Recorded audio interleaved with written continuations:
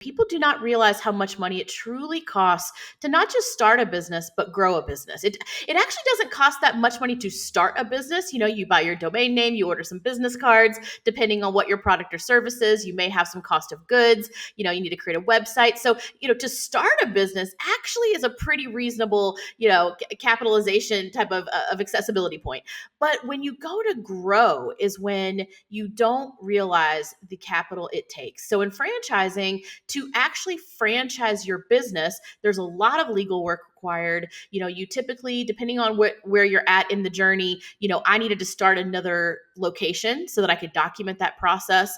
Obviously, you need people. I was very fortunate very early on that I had folks in my immediate circle that were willing to work for nothing or very little to help me build this. And of course, I didn't pay myself, which means I had to lower my own lifestyle and like my own overhead. I moved in with my parents, all those entrepreneurial sacrifices you make, but really the capitalization, because if you're capitalized enough, then you have access to advisors and consultants and people to help you. So as much as I would say, well, I just didn't know what I didn't know, you can find out what you don't know, but it takes capitalization. So the good news is nowadays there's lots of ways to capitalize a business between SBA loans, small business things. There's these community development funds that are there to help folks find capital for their business.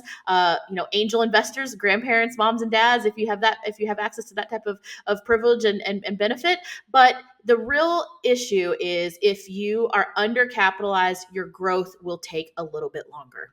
I think that's such an important point, and I hear that a lot from business owners. It always costs more than I thought, or getting to that next stage really requires a lot of resources. So I think that's a good point and something for people to keep in mind as they're growing their own business. But also not being defeated by it. Even if I don't have that cash in my bank, where there's a will, there's a way. And then at the very least, leveraging your own initial concept to get the capital you need to at least keep gas going in the tank. So my message there is that, don't feel defeated if you don't have access. If you don't think you have access to that capital, go find it.